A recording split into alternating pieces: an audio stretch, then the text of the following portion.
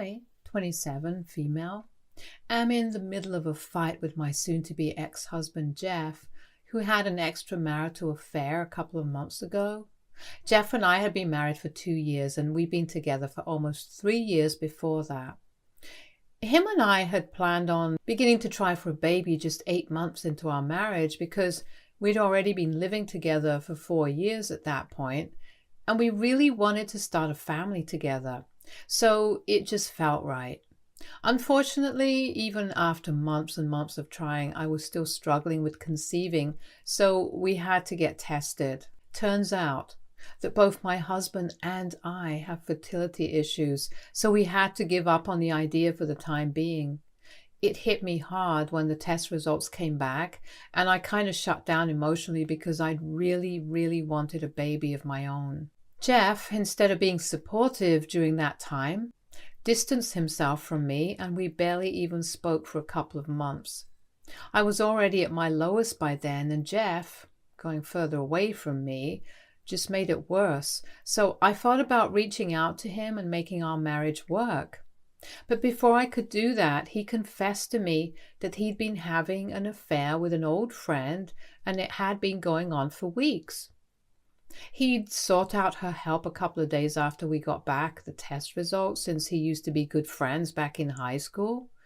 And she was in town for a conference. They had lunch together, and then that turned into an opportunity for him to cheat on me with her.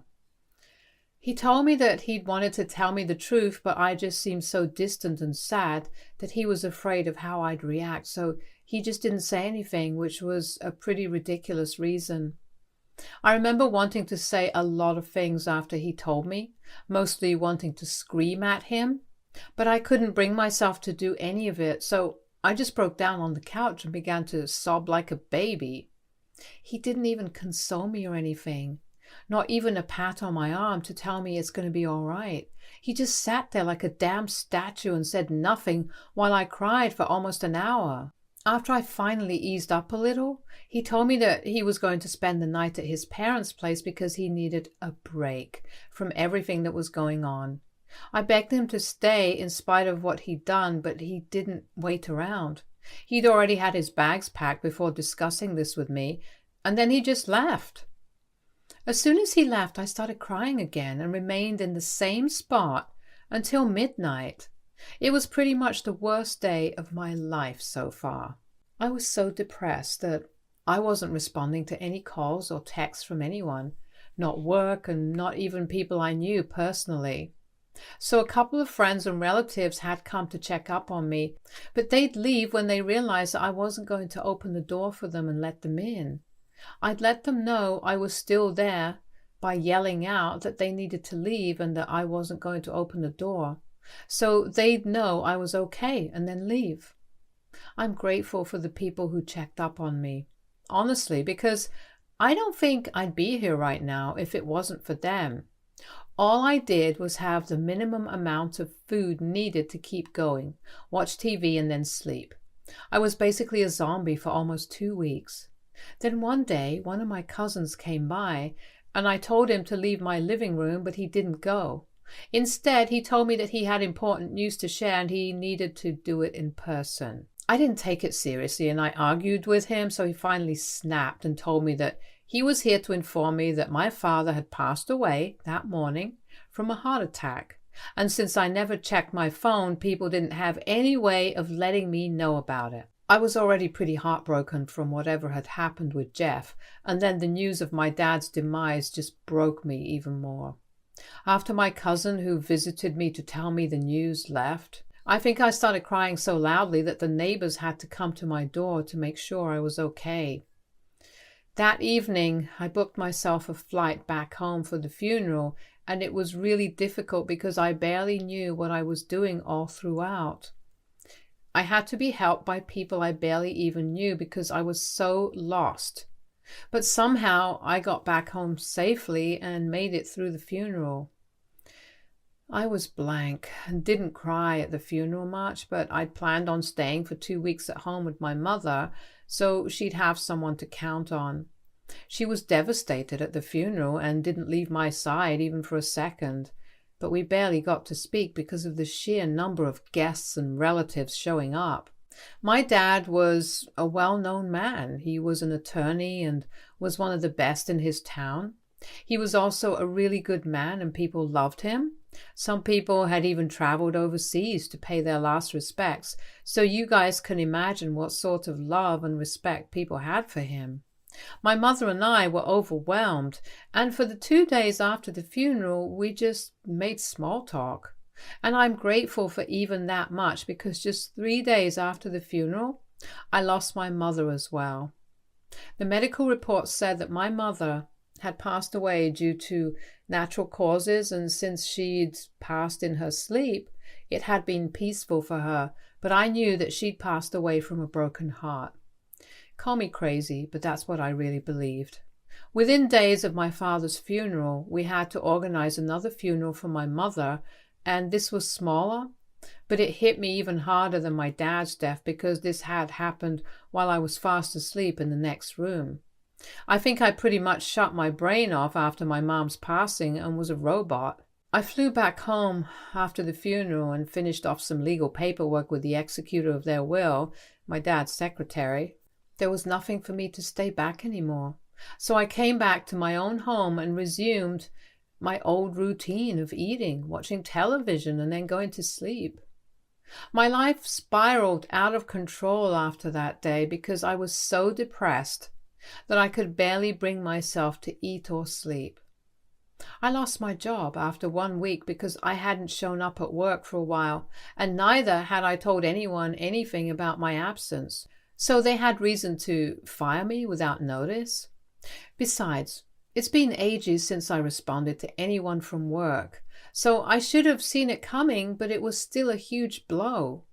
This time hardly anyone came by to check on me because everyone thought that I was staying back at my childhood home, and it was a relief because I didn't want to see anyone and vice versa.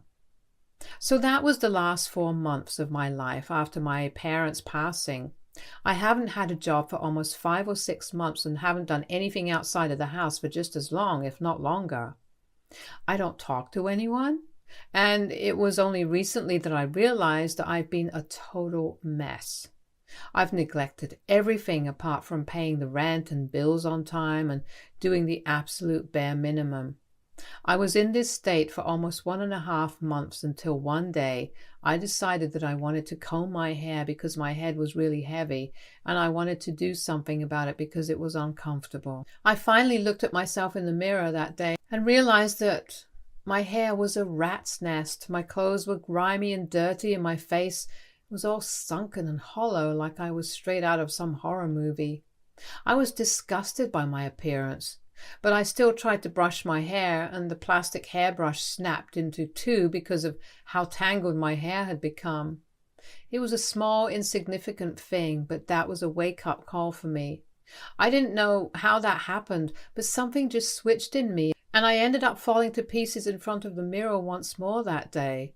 This time I was not crying just for the sake of it, but I just wanted to get it all out of my system before I went out to get my life back on track. That day, I got my hair done and a full body spa and massage from one of the best salons I could find near me. I still had a ton of money that I'd set aside because I'd been saving when I'd been trying to get pregnant with Jeff. I had a well-paying job in the past, so money had never been an issue for me. And I hardly had any massive bills anymore since Jeff left, and it was just me. I barely ate or did anything, so I was doing just fine financially. After getting my hair done and stuff, I went out on a shopping spree, bought myself a couple of new dresses, and came back home.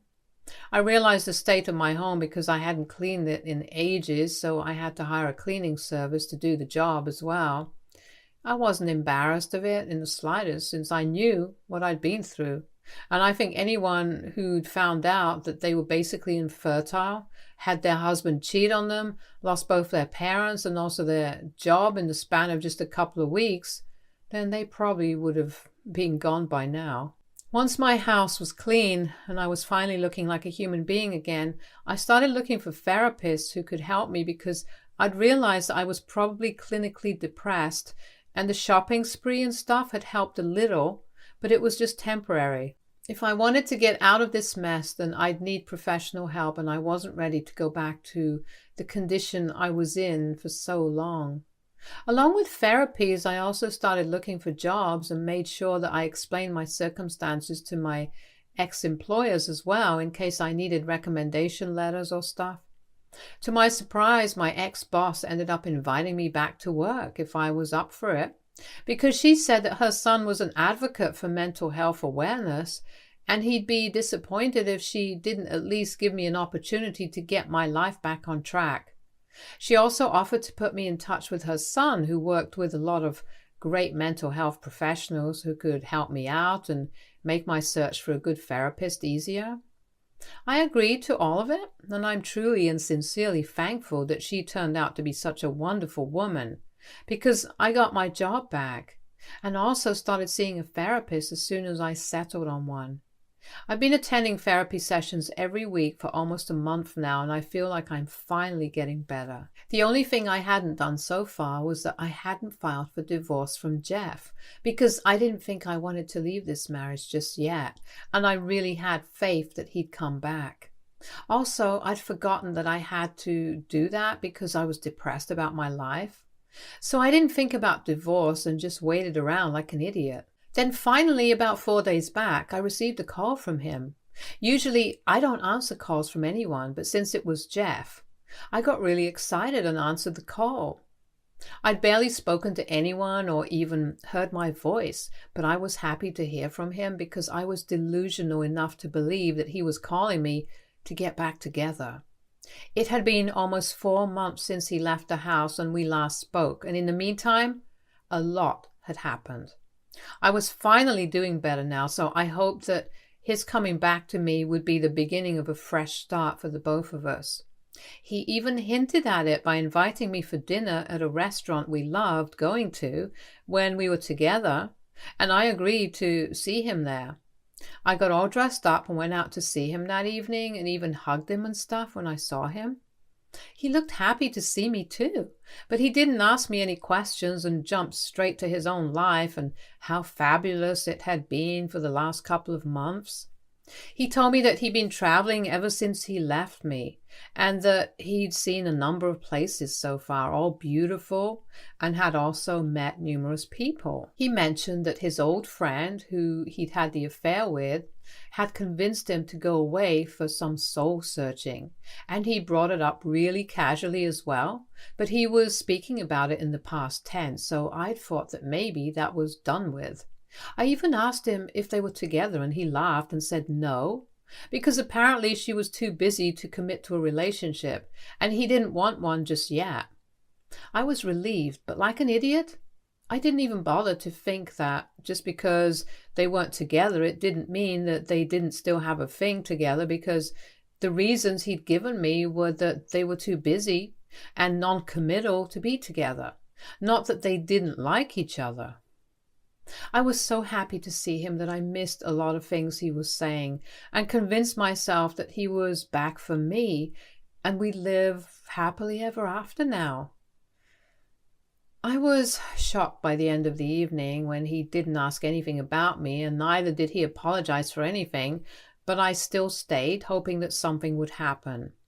We made a lot of small talk, and after we'd ordered dessert, I finally decided to steer the conversation towards our relationship myself and ask him how he dealt with our separation.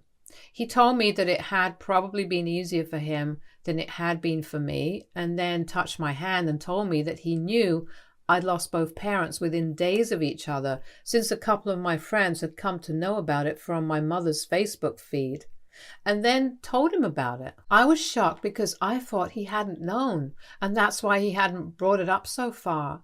That's why he hadn't bothered to call me or even visit me. But when I realized that he'd known all along, all the warning bells started going off in my head at full volume, because he'd known, and he still hadn't cared enough to come see me and make sure I was okay. Forget about visiting me. He hadn't even tried to contact me to make sure I was fine. So that was the first shock for me. And then he went on talking and told me that he was really sad to learn about the demise of my parents, because he really liked them, but he was too busy traveling to contact me and figured that he'd do it once he was back. I smiled and said nothing because I was trying to process it in my head. And then he told me that he'd also wanted to talk to me about something that he'd been thinking about for a long time now, which was also the reason he'd asked me out to dinner that day. I thought that this was finally where he would ask me to get back together, but instead he asked me if I'd given any thought to what I'd want to keep during the divorce. When I looked confused and asked him what the hell he was talking about, he explained that since it had been a long time since we'd broken up, he thought that it was finally time to file for divorce officially so we could move on with our lives. That's when I finally realized that this wasn't a dinner date where we would end up getting back together, but one where we would officially end our marriage. It was more of a goodbye dinner than anything else, and I, like an absolute idiot, had completely misread the situation. I was already embarrassed, but I was also pretty pissed off because he'd been a total jerk to me and hadn't even bothered to check on me, whether I was even alive or not, for almost 4 months. But now he had the audacity to invite me for dinner like we were buddies, and then go on and on about how brilliantly life had treated him in these past couple of months. And then he asked me that after he'd heard about my parents' passing, he'd been intending to ask me about the inheritance that I'd be left with. He said he wanted to wait a respectable period of time before asking me how much we were going to inherit from my parents. At that point, I was so incredibly furious that I literally just ended up laughing in his face and told him that we weren't going to inherit anything. But I was going to inherit close to $7 million, and all he was going to get was a divorce. I'd already been in talks with my parents' attorney, and I told him to sell all the property that had been left to me because I had no intention of moving back home. The estimated amount of everything that would be sold plus the amount that my parents had left me came up to almost $7 million. My dad was rich and my mother never worked, but she had a huge inheritance from her parents. So that's not a surprise, but the probate process had to be completed before I got any of it. They'd already left me close to $2 million that I'd get as soon as the probate process was done, and then I'd have to wait for a couple of weeks before their assets were sold off. They already had a bunch of buyers, so I wouldn't have to wait for long. And since Jeff had been going on and on about how fabulous his life had been ever since he'd left me, I thought that I'd give him a taste of his own medicine and tell him about how wonderful my life was going to be now that I was done with him. We live in a state where inheritance is not considered a joint asset, and so he cannot claim it, and since he'd already admitted to infidelity, he couldn't claim alimony either. I rubbed all this in his face and told him about how his leaving me was probably the best thing that had ever happened to me, since I would hate to have to stay with him even after my life was finally coming back on track. I told him that he deserved every single bit of misery that he was feeling because now I was rich and he wasn't, and it showed on his face. Then I stormed out of the restaurant and drove back home. He hasn't tried to contact me, but my in-laws have, and they told me that what I did was disgusting because first, I wasn't able to give him a child, which drove him to cheat on me, and now I'm not even willing to do the bare minimum and share some of my wealth with the man who had supported me all along. I hung up on them without any argument because I didn't think I needed to dignify any of it, but his friends and family have been hounding me ever since our dinner date about what I did, and I'm seriously beginning to question if it was the right move to rub it in his face. Maybe I should have just left without bragging about it. AITA for bragging about my inheritance after my husband cheated on me and left me at my lowest point. Update 1. Hey, I filed for divorce from my husband. It's been 3 weeks since the incident, and his family and friends have taken the harassment to a crazy level.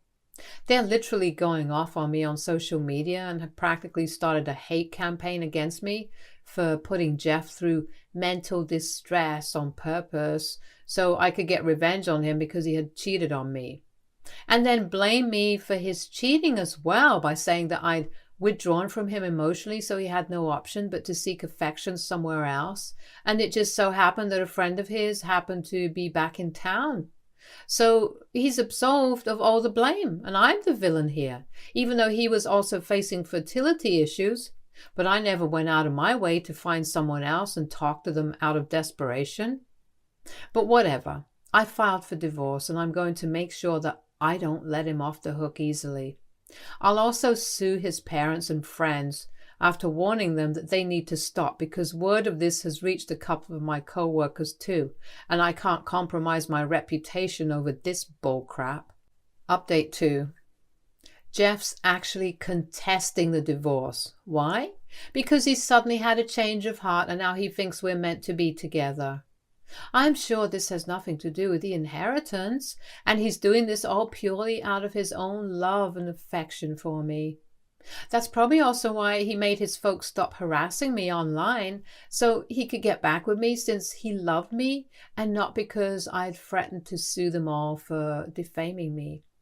I'm being sarcastic, obviously. I talked to him a couple of hours ago on the phone when I found out that he was contesting the divorce, and he told me that he changed his mind and that he wanted to make our marriage work.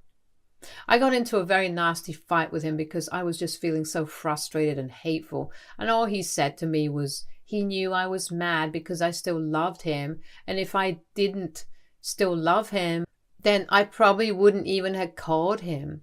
He reassured me that this was just a stupid game that I was playing to get back at him for the cheating, and that we'd be just fine, and then disconnected the call. I'm in disbelief right now, and I cannot believe this is happening to me. I've never ever felt such a strong urge to slap someone senseless, but I guess there's a first time for everything. He just is a huge jerk, and I can't believe I even considered getting back together with him. Freaking gold digger! Ugh, I could just scream right now, but that wouldn't help. Please, if someone has any advice on a way to mess him up, but legally, do go ahead and let me know, because I have nothing to lose at this point. Update 3. Hello folks, it's been a while, but we're in the middle of the mediation process now. If this doesn't work out to bring him and me on the same page, then we might have to go to court, but I have a feeling that's going to happen, and it'll be better for us, since I can't see us coming to an agreement about any of this. He feels that we should stick together, and I don't. I don't even understand what the point of having a negotiation meeting is, when this is pretty much non-negotiable for me. I do not want to be with him. It's as simple as that. I'm entertaining it because he wants to give it a try, even though it's exhausting, but then I know this will go to court, and I'm hoping that'll make everything better for me at least. I don't know about him, and neither do I care, very honestly. Update 4. Hey guys, almost 2 months since the last update, and well, the case ended up going to court just as I'd predicted, and I'm going to get a divorce all right. It doesn't matter what he wants anymore, and boy was he upset about it. The probate is done too, and I'll recover all the money I spent on my lawyer, and even more soon enough. Life's good, so I don't think I'll be coming back here anytime soon. It's been a good ride, but I'm fine now. Thank you for all the love and support. I couldn't have done it without you guys. I mean it. Stay tuned for more stories from our girl